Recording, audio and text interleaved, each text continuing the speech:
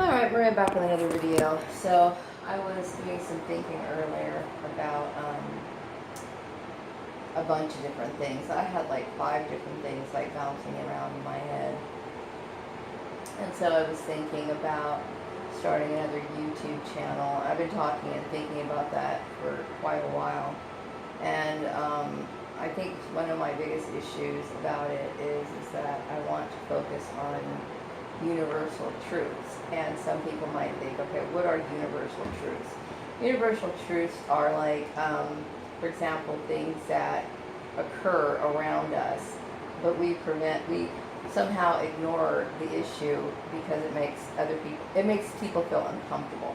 Okay, and instead of like confronting an issue head on, it's like they want to be ambiguous, they want to kind of walk around the issue instead of actually focusing on the issue, because there's really no way to get a solution unless, of course, you get to the heart of the matter. And most people, they speak in circles, because there's a lot of, fear of offending a person. There's also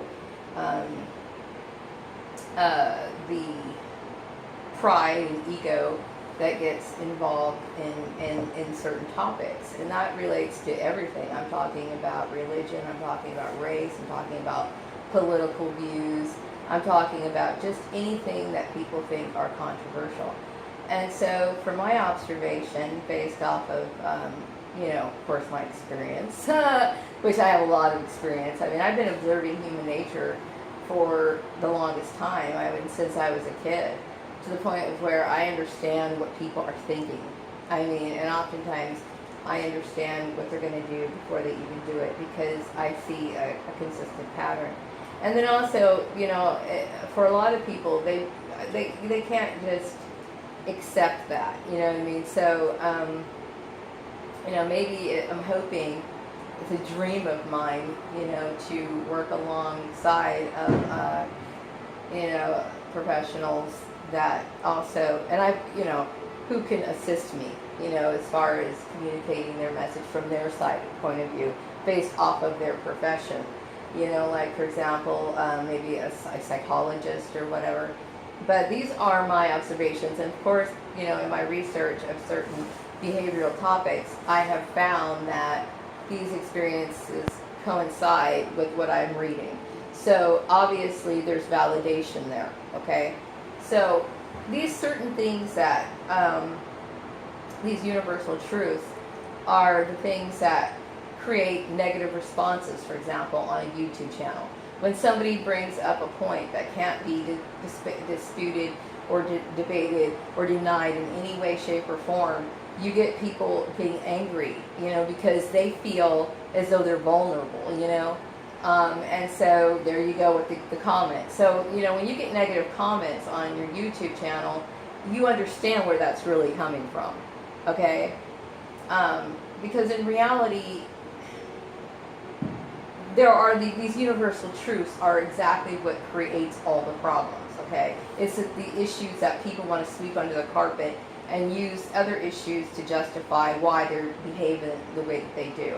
So this is one of my ideas of my new YouTube channel, because I want to keep my activism separate from like this whole universal truth page or this universal truth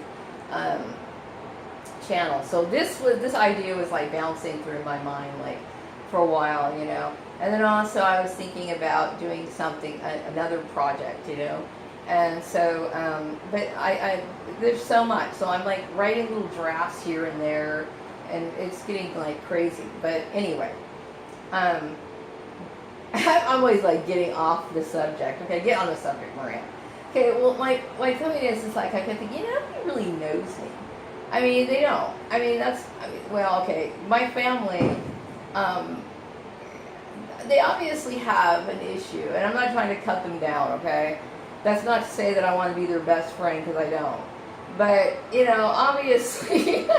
obviously, there's a lot of low self-esteem that goes on in my family, okay? And so that's one of the reasons why you have the competitive attitude, you have the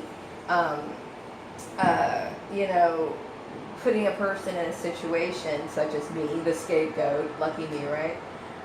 You know, under like tremendous stress and abusive situations and so on.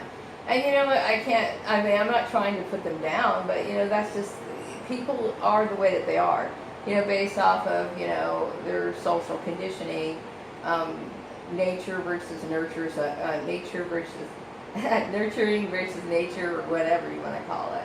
So they are what they are, okay? But my point is that, you know, they see a girl, I guess, because obviously if they feel like they have to follow me through each and every job, they don't really know me, okay? They don't know me as an adult, okay? Now, when I was younger, I will say that there's a contrast between, not necessarily based on what I believe and how I see the world, okay? I mean, obviously I've had my ideas when I was a kid, and you get older and you start learning more, but my family started off, you know, my family has this habit of, like, if you do something one time, and I noticed this, I remember, like, me and my mom had this discussion, like, when I was a kid, right? Like, if I did something one time, she would bring that shit up, like, 3 years later, based off a completely different situation. And she would say, oh, I know you did this, and I remember saying, that was like 3 years ago. They're kind of people that can't get over petty shit, you know what I mean? Because I guess somehow or another, because of their competitive nature, they feel as though that it's never an ending story, you know, because they want to exert their power or their frustration out on, you know, me, of course, the scapegoat, right? So you get these petty little bullshit things. So, you know, this affected me in school because I remember going to school being very excited, enjoying school and liking what, you know, my surrounding. I was a happy kid. And then, like, slowly but surely, it started getting really dark. Like, you know, like, my friends would just, like, not want to be friends anymore for no reason. For no reason. I could not figure it out at all, you know, because, you know, I would have kids calling my house. I remember in kindergarten, I had this boy we were friends in kindergarten, okay? And the next year, we weren't friends anymore for no apparent reason, okay? And this has been going on for years. Okay, so they have this idea of me that I'm clumsy, I'm awkward, I can't do this, I can't do that. And the reason why is because they're constantly barking at me or making fun of me or treating me like I'm some sort of fucking doormat, okay? So they feel it's so their responsibility because they've already made you a nervous wreck, right? They've already made you somebody who's going to fall apart just for any reason, that you're just nothing. So they want to come in, they want to go in your workplace, and they want to fuck with you and make sure you're doing your job right because in their mind you just can't do anything. The thing is that when I was younger, I had a stuttering problem. Or I would call it a timeout problem. There were times where I would start a sentence and just lose energy and just didn't want to talk anymore, just walk away. I mean, I really had some strange, bizarre habits based off of the abuse that I was receiving from my family, okay, which is bullshit, okay? Okay, the purpose of this video is not to do that. The purpose of the video is basically to say that, you know, they probably noticed that I'm a completely different person at work than I am when I'm around them. For the simple fact that this is how they see me. They see me as this particular person, you know? And then, like, you know, when I'm at work, you know, well, before they get to them, before the demonic, I don't really want to call it, the demonic social cancer spreads, you know, everything's great, you know, I'm actually feeling kind of normal, you know, and here this bullshit just starts coming out for no reason, okay? So the thing is that they bring their poison into the workplace. But the point is that, I'm getting off the subject. I'm getting really off subject. Okay, well, anyway, my point is that, you know, there is a contrast between how my family sees me and how I am able to project myself in other places. Because if you're constantly expecting a person to be a certain way, then when I go over to, like, well, when I used to go to my family's house or whatever, it was like I felt uncomfortable around them. I mean, I really did. Because I can sense that something's going on and they don't really accept me for who I am. You know what I mean? So I don't show them or talk to them or share with them what's going on in my life. I basically eat the food, okay, hang out for a little bit and split, okay? And that's pretty much how that goes. So, you know, they don't know me as an adult. And then I deal with kids from school. They were poisoned by my family. They think I'm a certain way, and it's not right, you know. Nobody knows me, not really, you know what I mean. And so for several reasons, I keep that. I mean, I think it's kind of important for that to be the way it should be. It should be that way, because I'm really tired. Can't you tell? It should be that way in a lot of ways. I'm a very reserved person. I don't want to waste my time developing relationships on people that are abusive, people who use me. I'm not referring to my family as I'm talking about this. I'm just talking in general, okay? As we can see, that is very common. You know, I mean, true friendships are very hard to find, okay? Just like, for example, there's a lot of people who cluster in groups, and, you know, like, for example, in the gang stalking issue, okay? Look how quickly people can just turn on a person. And for what reason? You know what I mean? For what reason? For what reason would somebody do that? You know what I mean? They don't know me, okay? So come to find out, I didn't do a damn thing, you know? And the reason why they're assuming certain things is because they're basing it on something else when they don't really know who I am. You know what I mean? Anyway. So no, I mean, I'm not somebody who shares myself with everybody. You know, not anymore. I mean, I realized, you know, through the years that that's not always a good thing to do. And then there's also other social issues and implications that prevent me from doing that completely, you know. It's different for someone like myself. You know, I have varied tastes. I'm very reserved. You know, some people think, well, that's not true because you're laughing. And I mean, when I was younger, I was kind of spastic, you know, which I still am. I am spastic, but unfortunately, you know, I deal with a lot of serious issues more so than I did when I was a kid. So therefore, I'm not laughing and telling knock-knock jokes that basically lead nowhere.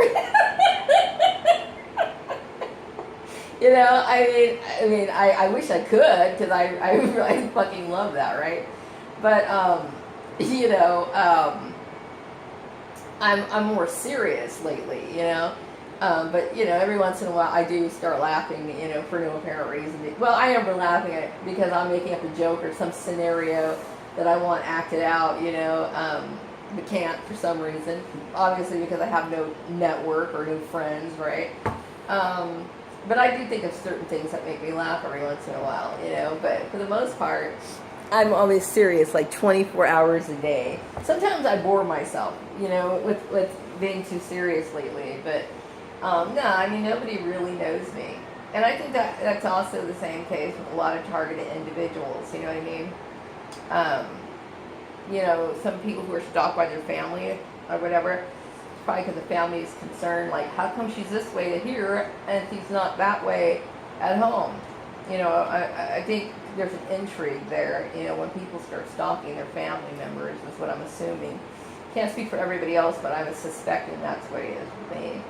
But no, I mean, I don't like to share myself with people because, you know, I've learned in the past that it seems as though people like myself are just like a threat to mankind for some goddamn reason. You know what I mean? It's like, I think it's because I'm a black woman and I come off, you know, and that's another one of my issues on this particular channel. When I want to talk about the issue of, like, when people say things that are true, it's not necessarily saying that they're bragging. It's just the fact, okay? Obviously, the reason why I can't find a job in my field is because people who are claim to be educated feel intimidated by me, okay? I intimidate people. And so, you know, I intimidate people, seriously. I mean, just the very fact that I exist, some people feel intimidated by that. That's why you got employers calling me in, trying to fuck with me, and all this other bullshit, right? So I try to live a very private life. You know, I really do. I don't like to. I knew when I understood, I mean, when I found out, you know, about, you know, my intelligence, I realized that was something that really, for social reasons and for my survival, it was something I really shouldn't be talking too much about. But guess what? People found out anyway. So anyway, yeah, I try to be very careful when it comes to social issues. Not because I don't like to live out what I believe, because I'm very strong in my beliefs and my philosophy of life and the way I see things. And I certainly have no interest in diverting that or changing that, unless, of course, you know, somebody demonstrates that something is better. But obviously, you know, in the case of this issue, that didn't happen. But I'm a very, you know, most people don't know me. Like when I would get together with people, I just basically wanted to hear what's going on in their life. The very rare periods of time that I was getting on Facebook, because I was stressed out at work. And I figured, well, you know what, I'm having stress at work. I'll get on Facebook, maybe talk to a couple of people on Facebook. But guess what? The same people on Facebook were the people who were fucking my shit up. Isn't that funny? Not really, but anyway. So, yeah, you know, it's kind of weird how that shit works, you know. But, no, nobody really does. Nobody really knows me, you know. And, I don't even think my son really knows me. I mean, and that's sad too, because, you know, he knows that, you know, his mom likes listening to music, and he knows that his mom would work all the time, and his mom would come home as a fucking moody bitch every day, you know, basically, all because of what was going on in my work, you know. And that's unfortunate, because that's not the life I had envisioned for my son. Okay, I too had ideas and dreams of my son, like, you know, going to school, going to college, if that was his choice. Okay, I'm not a big college buff, you know, but I would support that, whatever he wanted to do. I wanted to be able to give him a house. I wanted to be able to do those things, okay? But every single time I get to work, there was bullshit going on, stressing me out to the point of where it's escalated to the point of where I'm not working. You know what I mean? The mobbings, the gossip, the bullshit, you know. It takes a toll on a person. You know what I mean? And this has been going on for years, you know. So many targeted individuals have experienced that, you know. So it's unfortunate, you know. I think my son, you know, he said he's watched some of my videos, right? But we know I can't really get too much in conversation with him about that. And I'm not even going to. It's not a waste of my time. I'm not going to exert the energy. But, no, I mean, it's sad, too. I mean, I look back and I think, God damn, you know, talk about fucking wrecking somebody's life a million times over. Seriously. But, anyway. I'm just very careful about and reserved about who I open myself up to. Because I've learned, you know, you can't do that with everybody. And what I was also thinking about tonight was this whole speculation about and the angry attitude that I experienced on Facebook. You know, now I don't know what exactly ignited it, but if it's what I think it was what ignited it, I think that's petty. I really do. I think it's petty, and it's a reflection of their insecurity or just unnecessary jealousy, which to me is a very painful thing, because number one, I haven't seen you in years to hold that kind of grudge against me. And number two, if you really, how could I accept somebody as my friend if they do that sort of stuff? If that's how they see me, how in the world could I think of them? How could they let their minds and their heart to return to something like that? You know, that's crazy. That's crazy. It blows my mind, actually. And when I think about what I suspect the offense of being, I'm like, really? Wow. That's just like, wow. Petty shit.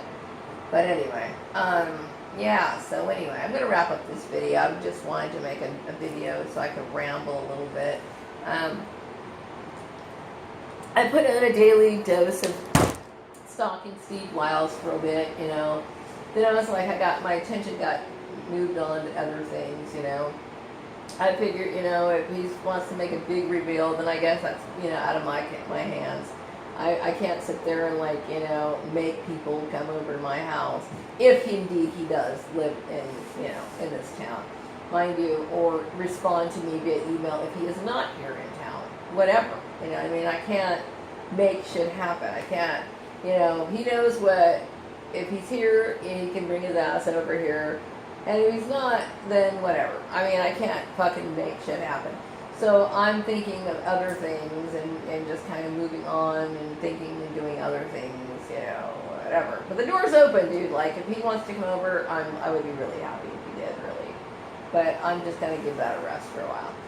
So, anyway, I'm going to wrap up this video, and I hope you all have a wonderful evening. Take care.